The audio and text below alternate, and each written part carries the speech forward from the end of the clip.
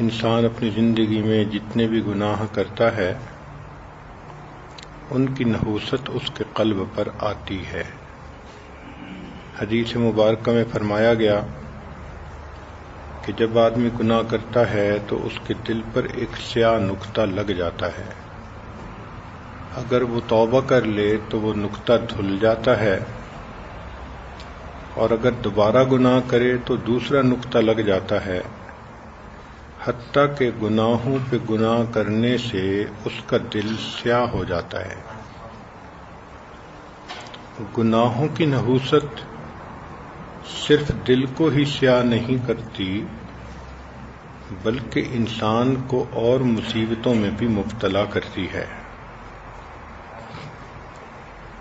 چنانچہ دل کا سخت ہو جانا اور انسان کو اپنی کوتاہیوں پہ ندامت نہ ہونا، اللہ رب العزت کی بات سن کے دل پہ اثر نہ ہونا، یہ بھی گناہوں کا اثر ہوتا ہے۔ اور ایک دوسرا اثر گناہوں کا یہ ہوتا ہے کہ انسان سے نیک اعمال کی توفیق چھین لی جاتی ہے۔ نماز پڑھنے کو جی نہیں چاہتا، نماز پڑھنا بوجھ نظر آتا ہے، تلاوت کرنے بیٹھو تو ایک صفحہ پڑھ کے جی بھر جاتا ہے، تسبیحات کو جی نہیں چاہتا، نماز پڑھو بھی صحیح تو نفل پڑھنے کو دل نہیں چاہتا، مصلی انسان کو اٹھا کے پھینک دیتا ہے، نیک محفلوں میں جانے کو دل نہیں کرتا، دل گھبراتا ہے، پردہ بوجھ نظر آتا ہے، شریعت میں پابندیاں ہی پابندیاں نظر آتی ہیں۔ تو یہ علامات ہیں کہ گناہوں نے انسان کے دل کو اتنا سخت کر دیا کہ اب احکام شریعت انسان کو بوجھ محسوس ہوتے ہیں۔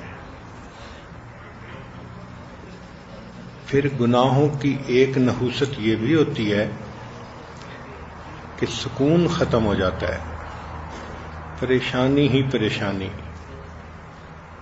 کبھی خامند کی طرف سے پریشان، کبھی ساس کی طرف سے پریشان، کبھی بچوں کی طرف سے پریشان، کبھی اپنی صحت کی وجہ سے پریشان۔ تو انسان کا دل پریشانی ہی پریشانی میں مبتلا رہتا ہے۔ عجیب بات تو یہ ہے کہ لذتیں پانے کے لیے گناہ کیا اور گناہ نے الٹا دل کو پریشان کر دیا۔ پھر ایک گناہوں کی وبال یہ بھی ہے کہ زندگی میں سے برکت ختم ہو جاتی ہے، صحت میں برکت ختم، عمر پوچھو تو 35 سال اور جی لو بیک کا پین شروع ہو گیا، اور جی میں بیٹھی ہوئی اٹھتی ہوں آنکھوں میں اندھیرا آ جاتا ہے۔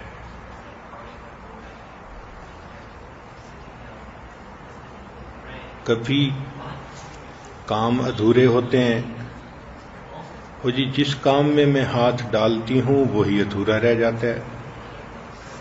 اپنی طرف سے تو میں بڑی کوشش کرتی ہوں، آخر پہ مجھے ہی ندامت اٹھانی پڑتی ہے۔ تو اصل میں زندگی میں سے برکت نکل چکی ہوتی ہے، اس برکت نکلنے کی وجہ سے نہ کام پورے ہوتے ہیں، نہ امیدیں پوری ہوتی ہیں، نہ صحت ٹھیک ہوتی ہے،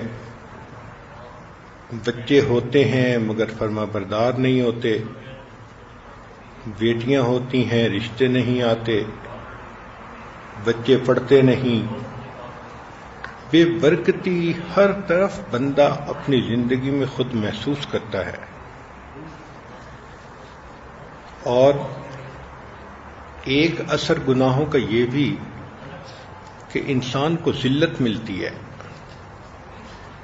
کبھی خامند ذلیل کرتا ہے، کبھی بچے کرتے ہیں، کبھی نندیں کرتی ہیں، کبھی انسان کسی بات پہ ذلیل ہوتا ہے، ذلت ہی ذلت ہوتی ہے۔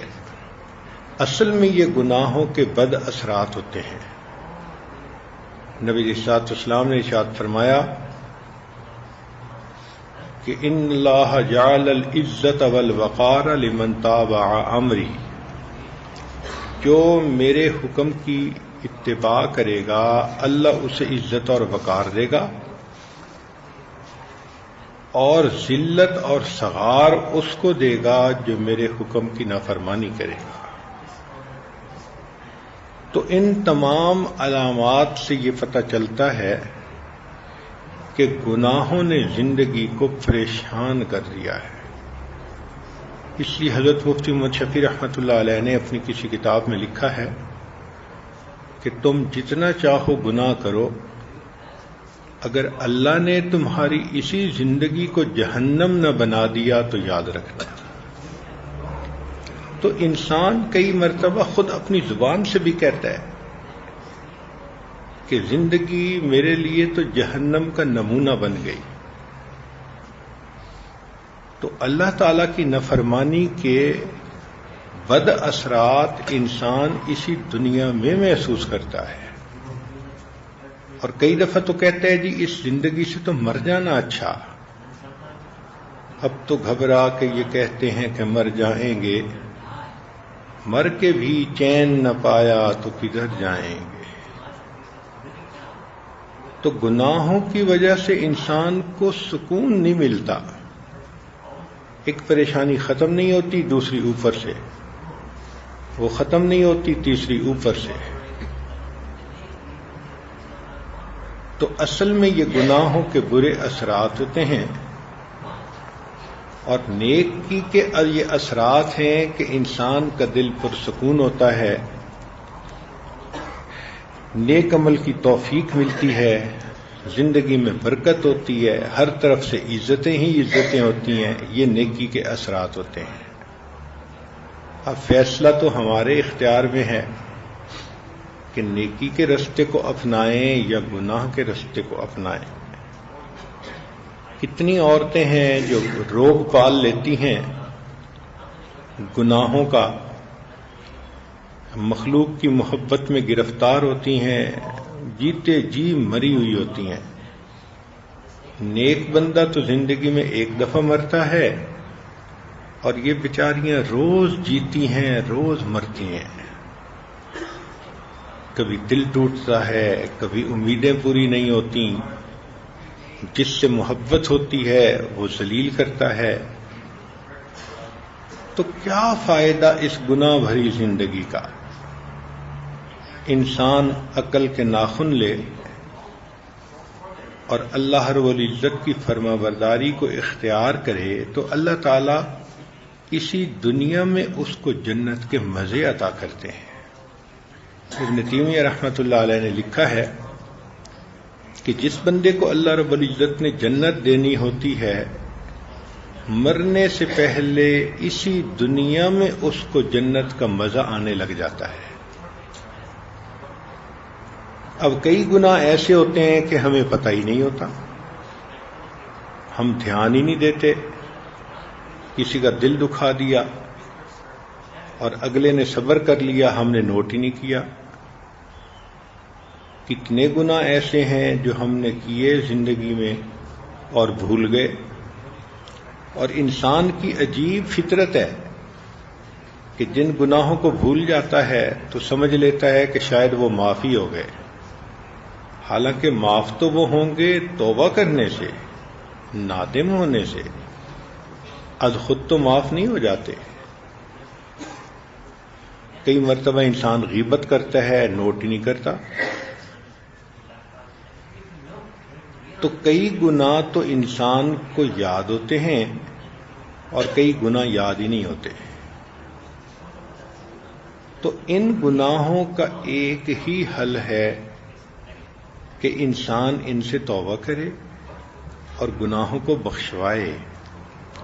اب ہم اپنی زندگی کے گناہوں کو تو کر کر کے بھول گئے، لیکن اگر زندگی سے بچپن سے یاد کریں تو ہماری زندگی کے گناہ لاکھوں میں جائیں گے۔ اگر ہر گناہ کے بدلے کوئی کنکری ہوتی تو پہاڑ اپنی آنکھوں سے ہم خود دیکھ لیتے. اب اتنے گناہوں کو معاف کروانا یہ بھی تو مستقل ایک کام ہے. تو اس لیے اس مرتبہ اس ٹاپک کو چنا گیا کہ ہم اپنی زندگی میں ایسے اعمال کریں کہ جن کی وجہ سے گناہ بخشے ہی جاتے رہیں. لہذا آئندہ دنوں میں یہ اعمال بتائے جائیں گے تو آپ یہ کوشش کیجئے کہ اس کے نوٹس بنائیں اور ان اعمال کو دوڑ دوڑ کے بھاگ بھاگ کے کریں، شوق سے کریں جن اعمال سے انسان کے گناہ معاف ہوتے ہیں. سب سے پہلی چیز کہ انسان دوسروں کو معاف کرنے کی عادت اپنائے. جب انسان میں دوسروں کو معاف کرنے کی عادت نہیں ہوتی تو دل کے اندر کینہ ہوتا ہے. جو دوسروں کو معاف کرنے والا ہو اس کا دل کینے سے خالی ہوتا ہے. تو اللہ تعالیٰ بھی یہی کہتے ہیں، میرے بندے جب تو دوسروں کو معاف نہیں کرتا تو میں تجھے کیسے معاف کروں گا. تو اللہ تعالیٰ کے معاف کرنے کی شرط یہ ہے کہ انسان خود دوسروں کی غلطیوں کو جلدی معاف کرتا ہو. چنانچہ حدیث پاک میں آتا ہے کہ جو بندہ شرک جیسے گناہ سے بچتا ہے اور جادو والے گناہ سے بچتا ہے اور سینے کو کینے سے خالی کر لیتا ہے تو اللہ رب العزت اس بندے کے گناہوں کو معاف فرما دیتے ہیں. ابو ہریرہ رضی اللہ تعالیٰ عنہ نے روایت کی کہ نبی علیہ الصلوۃ والسلام نے ارشاد فرمایا، تعرض الاعمال کل اثنین وخمیس فیغفر اللہ لکل مؤمن لا یشرک باللہ شیئا الا من کان بینہ وبین اخیہ شحناء فیقول تعالی اترکوہما حتی یصطلحا. نبی علیہ الصلوۃ والسلام نے ارشاد فرمایا کہ ہر پیر کے دن اور جمعرات کے دن یعنی منڈے کو اور تھرسڈے کو انسانوں کے اعمال اللہ کے حضور پیش کیے جاتے ہیں. پھر اللہ تعالیٰ ہر اس مومن کی مغفرت کر دیتے ہیں جو شرک سے بچتا ہو اور جس کے اور بھائی کے درمیان کینہ نہ ہو. اگر اس کے دل میں کسی مومن کے بارے میں کینہ ہے تو اللہ فرماتے ہیں کہ ان دونوں کو چھوڑ دو یہاں تک کہ یہ آپس میں صلح کر لیں. یعنی جب تک وہ آپس میں صلح نہیں کریں گے اللہ ان کے گناہوں کو لٹکائے رکھیں گے، اس کی بخشش نہیں کریں گے. تو معلوم ہوا کہ ہمیں بغض سے بچنا ہے، حسد سے بچنا ہے، کینہ سے بچنا ہے، تب اللہ تعالیٰ کے ہاں ہمارے گناہوں کی بخشش ہوگی. معاذ بن جبل رضی اللہ تعالیٰ عنہ نے نبی علیہ السلام سے روایت کی، وہ فرماتے ہیں کہ نصف شعبان کی رات کو یعنی 15 شعبان کی رات کو اللہ تعالیٰ تمام گناہگاروں کی بخشش کر دیتے ہیں سوائے مشرک کے اور اس بندے کے جس کے دل میں بغض اور عداوت ہو. اور ابن عباس لانو کی روایت ہے کہ نبی علیہ الصلوۃ والسلام نے ارشاد فرمایا، 3 خصلتیں ایسی ہیں جن میں سے کوئی ایک بھی کسی میں ہو تو اللہ ان کے علاوہ کی مغفرت فرما دیتے ہیں جس کے لیے چاہیں. یعنی 3 باتوں پہ تو مغفرت نہیں ہوتی، اس کے سوا ہر گناہ سے ہو جاتی ہے. پہلی بات کہ جو مشرک ہو مغفرت نہیں ہوتی. دوسری بات جو جادوگر ہو اس کی مغفرت نہیں ہوتی. اور تیسری جو اپنے بھائی کے بارے میں کینہ رکھتا ہو اس کی مغفرت نہیں ہوتی. تو ان 3 گناہوں سے کی توبہ کرنا ضروری ہے. انسان شرک سے بھی توبہ کرے اور بچے، پھر جادو ٹونا اور ایسے خلاف شرع عملیات سے بھی بچے، اور تیسرا اپنے بھائی کے دل میں کینہ نہ رکھے. عورتیں اکثر و بیشتر دل میں دشمنی رکھ لیتی ہیں، عداوت رکھ لیتی ہیں، غصہ رکھ لیتی ہیں. کئی مرتبہ یہ کینہ کو سمجھتی نہیں ہیں، پوچھتی ہیں یہ کینہ کیا ہوتا ہے؟ بھئی کسی کے بارے میں دل میں دشمنی کا محسوس ہونا، حسد کا محسوس ہونا، عداوت کا محسوس ہونا، اسی کا نام کینہ ہے. چاہے وہ اپنی سگی بہن ہو، چاہے ساس ہو، چاہے نند ہو، چاہے کوئی مرد ہو، کسی کے بارے میں دل میں یہ عداوت محسوس ہو، اس کو کینہ کہتے ہیں. ہمیں چاہیے کہ ہم اللہ کی رضا کے لیے لوگوں کو معاف کر دیں. تو جب ان سے بچیں گے تو اللہ رب العزت گناہوں کو معاف فرمائیں گے. اس کے بعد دوسری اہم چیز ہے کہ انسان گناہ کر کے خوش نہ ہو. آج کل تو وہ وقت آ گیا کہ گناہ کر کے لوگ اللہ کا شکر ادا کرتے ہیں، حالانکہ یہ چیز انسان کو کفر میں پہنچا دیتی ہے. وہ کیسے؟ کہ کسی کے ساتھ خلاف شرع تعلقات ہیں، اب وہ ناراض ہے تو اس کو مناتے ہیں، اور اگر وہ مان جائے تو اللہ کا شکر ادا کرتے ہیں، اور اس بات کو بھول جاتے ہیں کہ یہ تو گناہ ہے. تو گناہ کے کرنے پر شکر کا ادا کرنا یہ انسان کو کفر میں دھکیل دیتا ہے. تو گناہ کے اوپر خوش بھی نہیں ہونا چاہیے، شکر بھی ادا نہیں کرنا چاہیے، بلکہ گناہ کے اوپر تو دل نادم ہونا چاہیے. جو انسان گناہ کر بیٹھے مگر دل نادم ہو، دل میں ندامت ہو، افسوس ہو، میں نے برا کیا، مجھے ایسے نہیں کرنا چاہیے تھا، تو اس ندامت کی وجہ سے گناہ معاف ہو جاتے ہیں. حدیث پاک میں فرمایا الندم توبۃ، ندامت سے انسان کے گناہ معاف ہوتے ہیں. چنانچہ اگر انسان کے گناہ اتنے ہوں کہ زمین اور آسمان کے برابر ہو جائیں اور بندہ شرک سے بچے اور اللہ سے معافی مانگے تو اللہ اس کے گناہ کو معاف کر دیتے ہیں.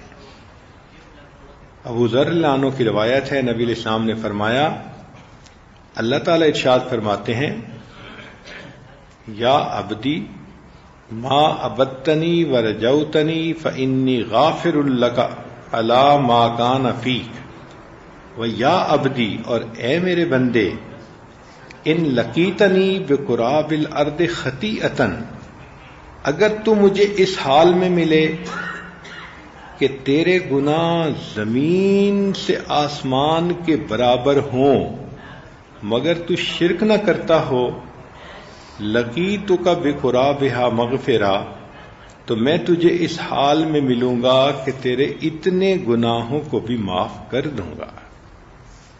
کتنی حیرت کی بات ہے کہ اتنے گناہوں کو بھی اللہ معاف کر دیتے ہیں اگر انسان شرک سے بچنے والا ہو اور گناہوں پہ ندامت کا اظہار کرے. چنانچہ عبداللہ ابن مسعود رضی اللہ عنہ کی روایت ہے، نبی علیہ السلام نے فرمایا، ما اخطأ خطیئۃ او اذنب ذنبا، اگر کسی بندے نے غلطی کی یا کوئی گناہ کیا، ثم ندیما، پھر وہ نادم اور شرمندہ ہوا، فہو کفارتہ، یہ گناہ اس کے، یہ ندامت اس کے گناہوں کا کفارہ بن جاتی ہے. تو انسان اپنے گناہوں پہ اللہ کے سامنے شرمندہ ہو. شرمندگی کس کو کہتے ہیں؟ کہ انسان اپنے دل میں سوچے مجھے اچھا نہیں کیا، میں نے برا کیا، مجھے ایسا نہیں کرنا چاہیے تھا، کاش کہ میں اپنے رب کی نافرمانی نہ کرتا۔ چنانچہ ابو ہریرہ رضی اللہ تعالیٰ عنہ نبی علیہ الصلوۃ والسلام سے روایت کرتے ہیں کہ محبوب صلی اللہ علیہ وسلم فرماتے ہیں کہ جو بندہ گناہ کرتا ہے اور پھر اس پر نادم ہوتا ہے اور کہتا ہے اے میرے رب،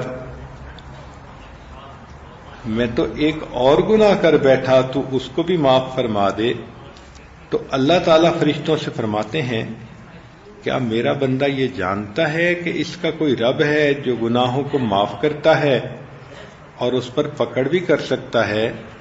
سن لو، میں نے اپنے بندے کے گناہوں کو معاف کر دیا۔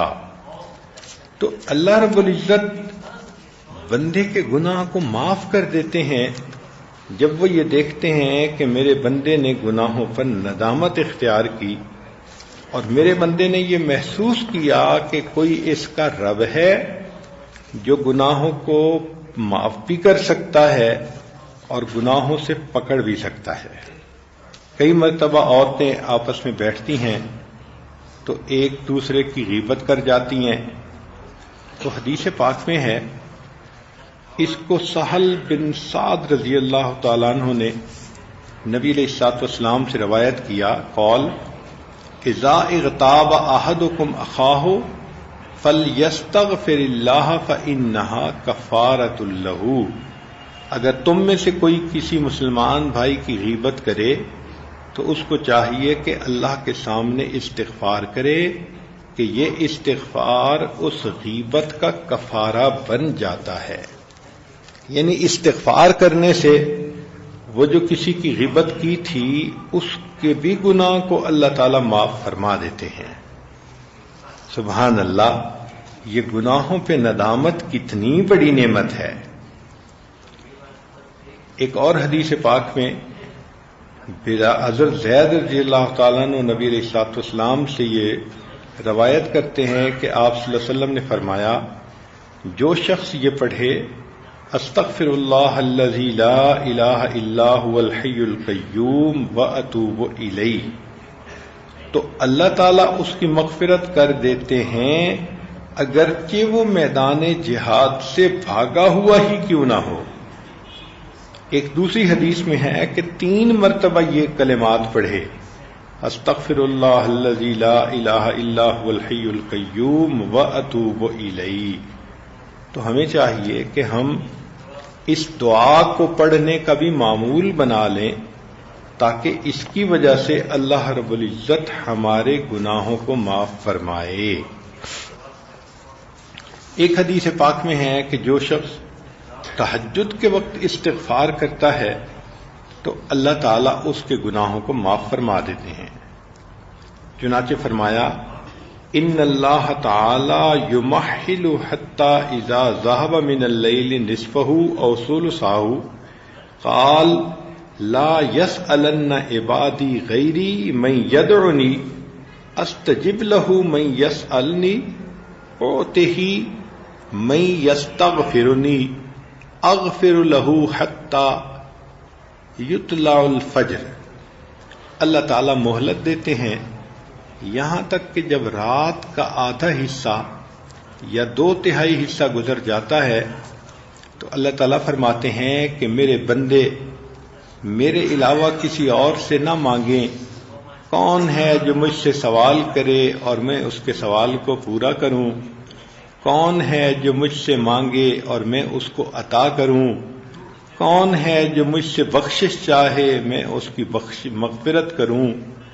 اس کیفیت میں صبح ہو جاتی ہے تو معلوم ہوا کہ رات کے آخری پہر میں 2-4 رکعت تہجد کی پڑھ لینا اور پھر اللہ تعالیٰ سے گناہوں کی بخشش چاہنا، یہ گناہوں کے بخشنے کا سبب بن جاتی ہے۔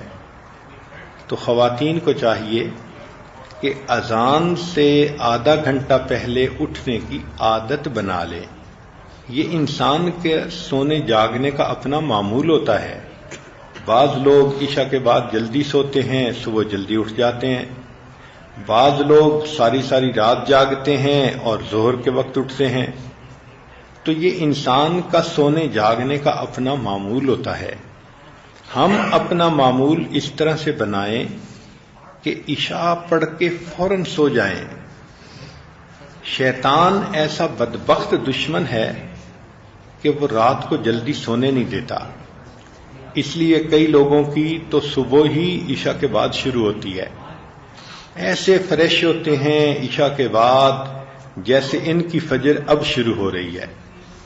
کھانا کھائیں گے، باتیں کریں گے، ایک دوسرے کے ہاں جائیں گے، اور کئی تو ٹی وی کے سامنے بیٹھیں گے اور فلمیں ڈرامے دیکھیں گے، اور آدھی رات تک کا وقت ان کا تو اسی کام میں گزر جاتا ہے. اور کئی لوگ رات کے 2 بجے سوتے ہیں. اب جو بندہ رات کے 2 بجے سوئے گا تو وہ 4 بجے کے بعد فجر کی نماز کیسے پڑھے گا؟ فجر کے وقت تو اس کو گہری نیند آئی ہوئی ہوگی. تو شیطان انسان کو جگاتا ہے اس وقت میں جب اس کو سونا چاہیے، اور سلاتا ہے اس وقت میں جب انسان کو جاگنا چاہیے. تو سونے جاگنے کا معمول ایسا بنانا چاہیے. اس لیے حدیث پاک میں آتا ہے کہ نبی علیہ الصلوۃ والسلام مغرب کے بعد سونے کو ناپسند کرتے تھے اور عشاء کے بعد باتیں کرنے کو ناپسند فرماتے تھے. یعنی فرماتے تھے کہ عشاء کے بعد باتیں نہ کرو، ہاں مجبوری ہے یا دین کی بات کرنی ہے تو وہ الگ چیز ہے، ورنہ معمول تو یہی ہو کہ عشاء پڑھی اور اس کے بعد جتنا جلدی ہو سکے سو جانا چاہیے. اس کو کہتے ہیں انگریزی میں early to bed early to rise makes a man healthy wealthy and wise. تو ہمیں بھی چاہیے کہ بچوں کو بھی عادت ڈالیں، خود بھی عادت بنائیں کہ عشاء کے بعد جتنا بھی ممکن ہو جلدی سو جائیں تاکہ تہجد میں اٹھ سکیں. فجر تو پڑھنی ہوتی ہے، تو اگر فجر سے پہلے آدھا گھنٹہ اٹھ جائیں اور وضو کر کے چند رکعت نفل پڑھ لیں تو تہجد کا بھی ثواب مل گیا. پھر ایک کام یہ کریں کہ استغفار کثرت سے کرنے کی عادت ڈالیں. چنانچہ کنز العمال کی روایت ہے، انس رضی اللہ عنہ نے نبی علیہ الصلوۃ والسلام سے یہ بات روایت کی. اللہ تعالیٰ فرماتے ہیں میں بہت کریم ہوں اور بہت عظیم ہوں، اور جب میں بندے کی دنیا میں ستاری کر دیتا ہوں تو مجھے اچھا نہیں لگتا کہ اس کی قیامت کے دن میں رسوائی کروں. جب تک بندہ مجھ سے مغفرت طلب کرتا رہتا ہے میں بھی اس کے گناہوں کو معاف کرتا رہتا ہوں. تو یہ ذہن میں رکھیے گا کہ جب اللہ تعالیٰ دنیا میں پردے ڈال دیتے ہیں تو وہ پروردگار پھر آخرت میں بھی بندے کو رسوا نہیں فرمائیں گے. اسی لیے ایک حدیث مبارکہ میں سید الاستغفار کی روایت ہے. اکثر خواتین کو یاد ہوگا جو نیک ہوتی ہیں، اور اگر یاد نہیں تو کوشش کریں تو 2-3 دن میں یہ یاد ہو جائے گا. اللہم انت ربی لا الہ الا انت خلقتنی وانا عبدک وانا علی عہدک ووعدک ما استطعت اعوذ بک من شر ما صنعت ابوء لک بنعمتک علی وابوء بذنبی فاغفر لی فانہ لا یغفر الذنوب الا انت.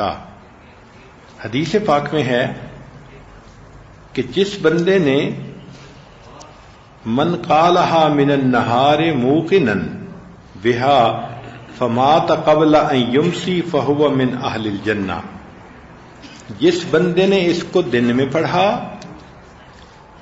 رات آنے سے پہلے اگر موت ہو گئی تو سیدھا جنتی، اور جس بندے نے اس کو رات کے شروع میں پڑھا اور موت آ گئی تو صبح ہونے سے پہلے وہ شخص بھی سیدھا جنتی ہوگا.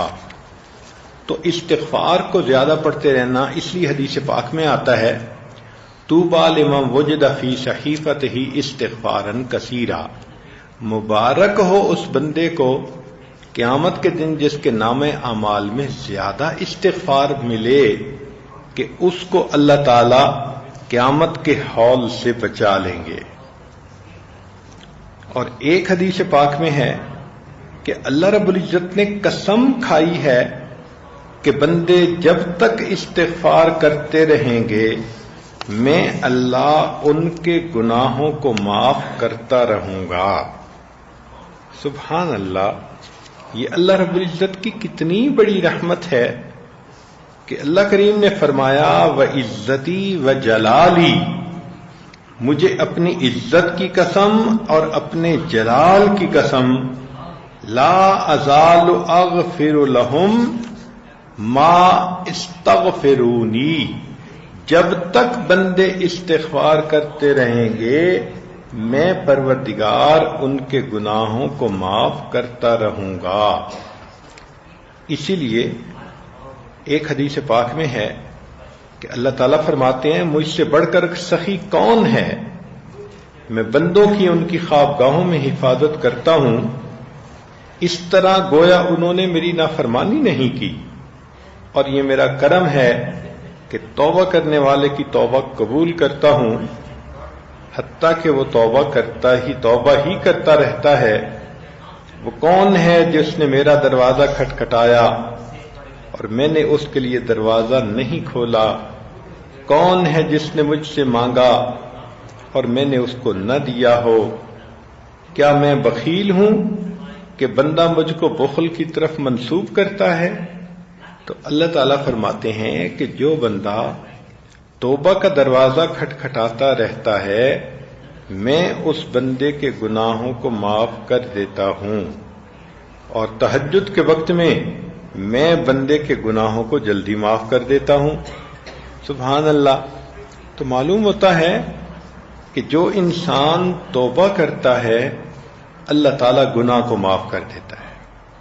حدیث پاک میں تو یہاں تک آیا کہ ایک بندہ 100 انسانوں کا قاتل تھا اور وہ توبہ کی نیت سے کسی دوسری بستی کی طرف چل پڑا، راستے میں اس کو موت آ گئی تو نیکی کے فرشتے بھی لینے آئے، گناہوں کے فرشتے بھی لینے آئے۔ گناہوں کے فرشتوں کی دلیل یہ تھی کہ یہ 100 انسانوں کا قاتل ہے، نیکی والے فرشتوں کی دلیل یہ تھی کہ یہ توبہ کی نیت سے چل پڑا تھا۔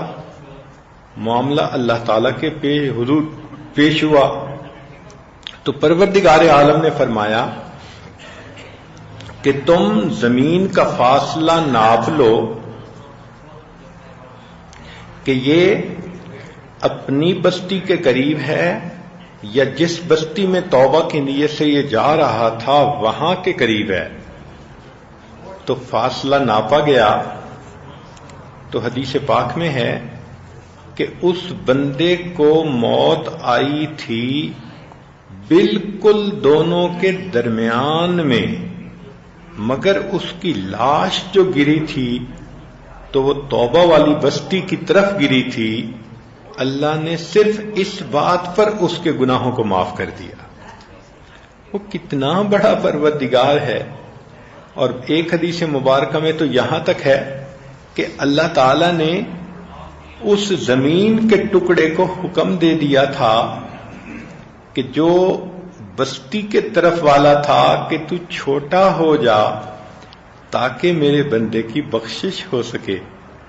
اب سوچئے کہ 100 بندوں کو قتل کرنے والا مجرم اگر اس کو درمیان کے نقطے پہ موت آتی ہے اور اس کی لاش توبہ والی بستی کی طرف گر جاتی ہے تو اس پر اللہ اس کو معاف کر دیتے ہیں۔ تو جو بندہ بقائمی ہوش و حواس اللہ سے اپنے گناہوں کی بخشش چاہے گا، اللہ رب العزت اس کے گناہوں کو کیوں نہیں معاف فرمائیں گے؟ تو پروردگار عالم بندے کے تمام گناہوں کو معاف کر دیتے ہیں اگر وہ اللہ تعالی سے اپنے گناہوں کی معافی مانگے۔ اس لیے ہمیں چاہیے کہ ہم استغفار کرتے رہیں اور اللہ سے معافی مانگتے رہیں. رب کریم انسان کے گناہوں کو معاف فرمانے والے ہیں. وہ پروردگار عالم اس بندے کو معاف کر کے خوش ہوتے ہیں. چنانچہ حدیث پاک میں ہے کہ جو بندہ اللہ تعالیٰ کا دروازہ کھٹکھٹاتا رہتا ہے اللہ تعالیٰ اس کے گناہوں کو معاف فرماتے ہیں اور کہتے ہیں کہ اے بندے فعلیک الدعا، تیرے اوپر دعا کرنا ہے، والمسئلہ اور مانگنا ہے، وعلی الاجابۃ والعطاء اور میرے ذمے اس کو قبول کرنا اور عطا کر دینا ہے. سبحان اللہ. جو پروردگار عالم بندے کو کہتے ہوں کہ تیرا کام ہے مانگنا اور میرا کام ہے دینا، تو پھر بندہ اپنے پروردگار سے کیوں نہ مانگے؟ تو دو باتیں اس وقت تک کھلیں کہ جو بندہ شرک سے بچے، جادو سے بچے، کینے سے بچے تو اللہ تعالیٰ اس کے گناہوں کو معاف کر دیتے ہیں. اور دوسری بات یہ سمجھ میں آئی کہ جو بندہ گناہ پہ نادم ہوتا رہے، معافی مانگتا رہے، توبہ کرتا رہے، استغفار پڑھتا رہے، سید الاستغفار پڑھتا رہے، اس کے بھی گناہ معاف ہو جاتے ہیں.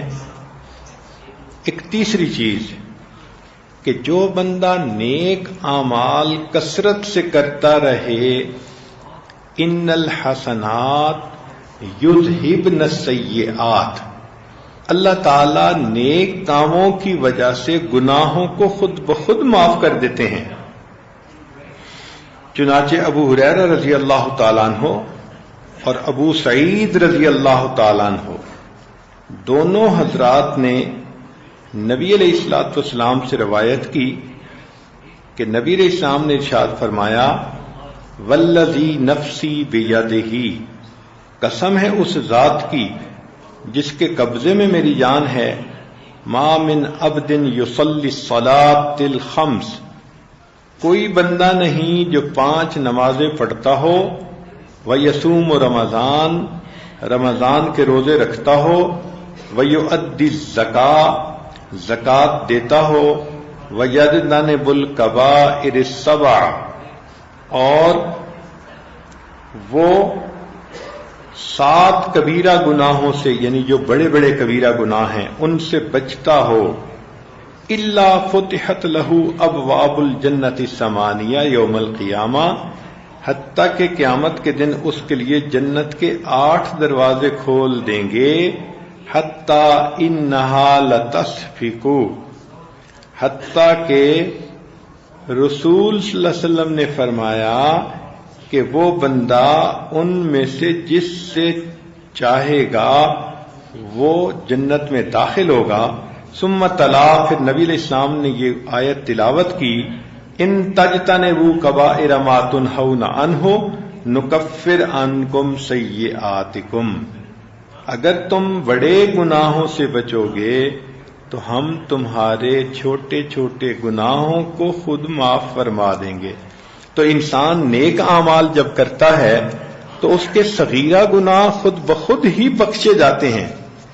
اللہ رب العزت کی طرف سے اس کے اوپر یہ خصوصی رحمت ہوتی ہے، حتیٰ کہ جو بندہ اللہ کی مغفرت پر کامل یقین رکھتا ہو اللہ تعالیٰ اس کے گناہوں کو معاف فرما دیتے ہیں. چنانچہ ایک حدیث مبارکہ میں جس کو ابو ذر نے روایت کیا نبی علیہ السلام سے کہ اللہ تعالیٰ ارشاد فرماتے ہیں، من علیما، جو بندہ جانتا ہو یقین رکھتا ہو، انی ذو قدرت علی مغفرت الذنوب، کہ میں گناہوں کو معاف کرنے کے اوپر قدرت رکھتا ہوں، غفرت لہ، اللہ فرماتے ہیں میں اس کی مغفرت فرماتا ہوں، ولا ابالی، اور مجھے اس کی پرواہ نہیں، ہاں ایک شرط ہے، ما لم یشرک بی شیئا، وہ بندہ میرے ساتھ شریک نہ کرتا ہو. یعنی اللہ تعالیٰ کے ساتھ اگر وہ کسی کو شریک نہ کرے تو اللہ تعالیٰ اس بندے کے گناہوں کو معاف کر دیتے ہیں، بخش دیتے ہیں. اس بندے کو اللہ رب العزت اپنی رحمت میں سے حصہ عطا فرما دیتے ہیں. اور ایک حدیث پاک میں ہے، ان العبد لیقول یا رب اغفر لی وقد اذنبت فتقول الملائکہ، کہ جب بندہ گناہ کرتا ہے اور پھر کہتا ہے کہ اے اللہ میں گناہ کر بیٹھا، رب اغفر لی، میرے گناہ کو معاف کر دیجئے، تو ملائکہ کہتے ہیں یا رب، اے باری تعالی، انہ لیس لذالک اہل، یہ اس کا اہل تو نہیں ہے، یہ تو بار بار گناہ کرتا ہے اور کہہ دیتا ہے رب اغفر لی. قال اللہ تبارک و تعالی، اللہ تعالیٰ فرماتے ہیں ان فرشتوں سے، لیکنی اہل انہ اغفر لہ، اگر یہ مغفرت پانے کا اہل نہیں، میں بخش دینے کا اہل تو ہوں، میں بندے کو معاف کر دیتا ہوں.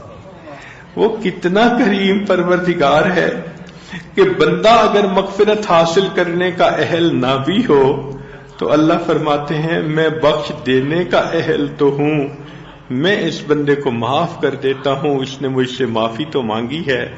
تو ہمیں چاہیے کہ یہ لفظ کثرت سے پڑھتے رہا کریں، رب اغفر لی، رب اغفر لی، رب اغفر لی.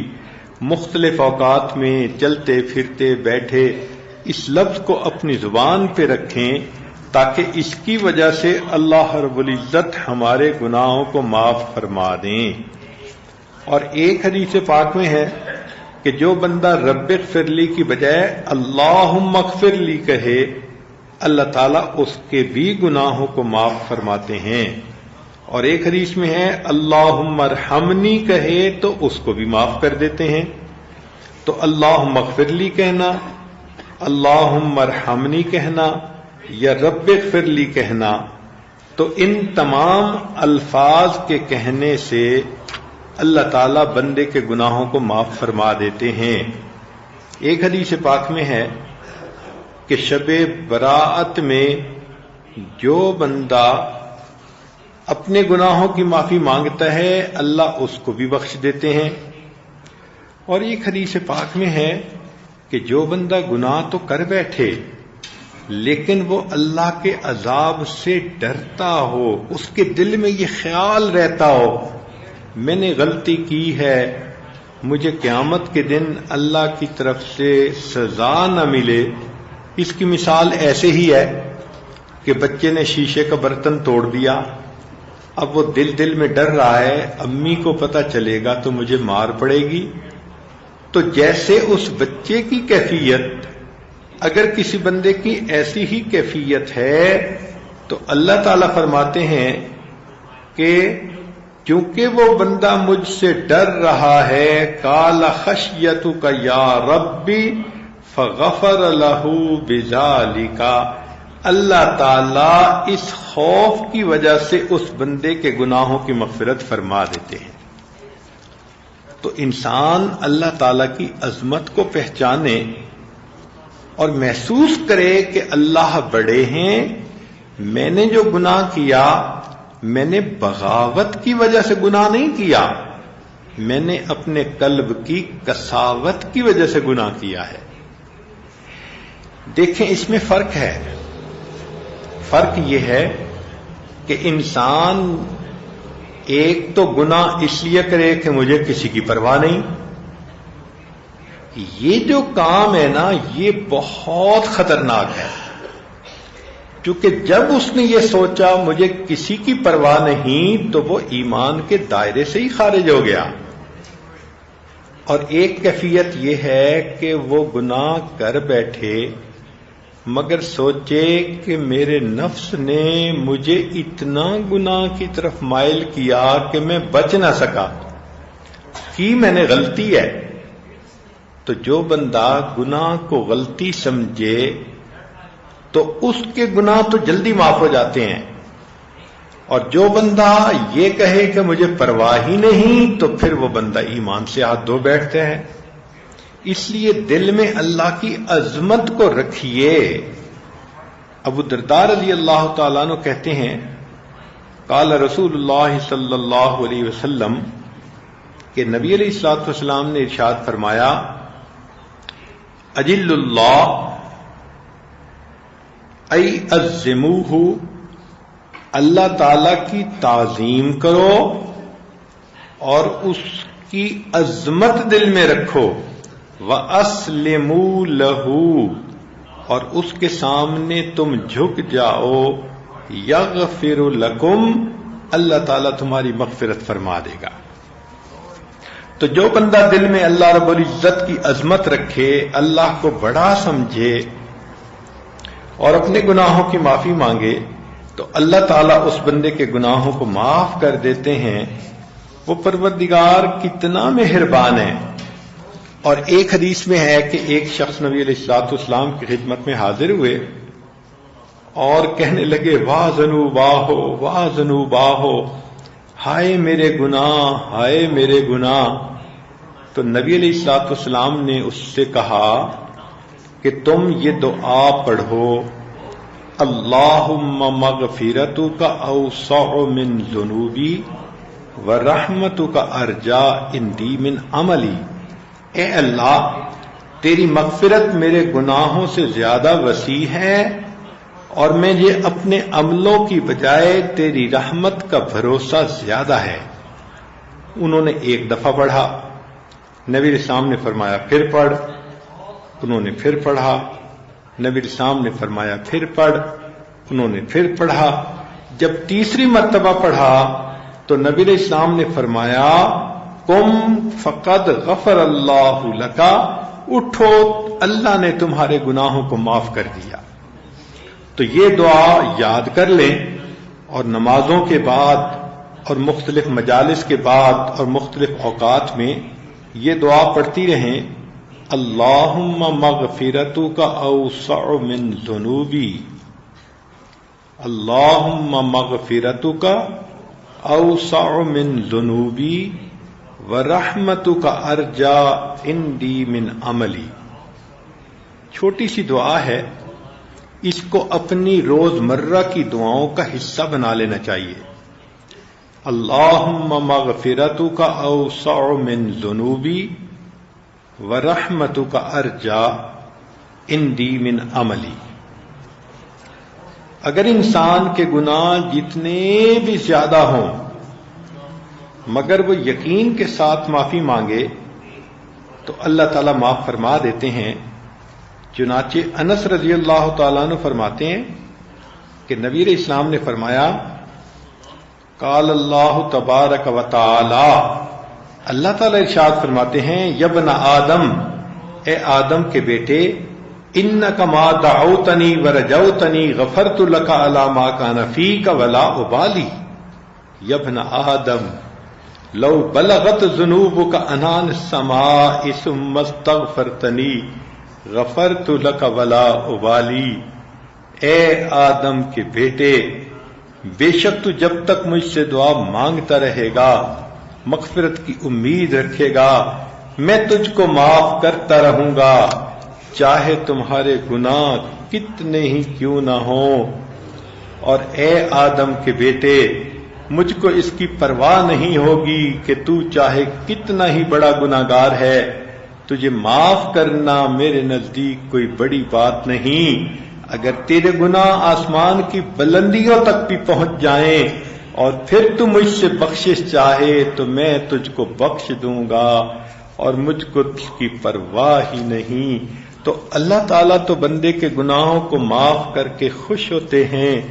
اگر وہ بندہ معافی مانگے تو ہمیں چاہیے کہ ہم اللہ تعالیٰ سے اپنے گناہوں کی معافی مانگتے رہیں۔ جب اللہ تعالیٰ معاف کرتے ہوئے نہیں تھکتے، ہم معافی مانگتے ہوئے کیوں تھک جاتے ہیں؟ اللہ تعالیٰ ہمیں سمجھ دے کہ ہم اپنے گناہوں کی معافی مانگ کر ان کو بخشوا لیں، تاکہ جب قیامت کے دن اللہ کے سامنے پیشی ہو تو نام اعمال گناہوں سے خالی ہو اور سیدھے جنت میں ہم جائیں، حساب کتاب ہو ہی نہ، کیونکہ جس بندے کا حساب شروع کر دیا گیا وہ خطرے میں ہوگا۔ اللہ تعالی ہمارے گناہوں کو معاف فرما دے اور ہمیں اپنے مقبول بندوں میں شامل فرمائے۔ وآخر دعوانا ان الحمد للہ رب العالمین۔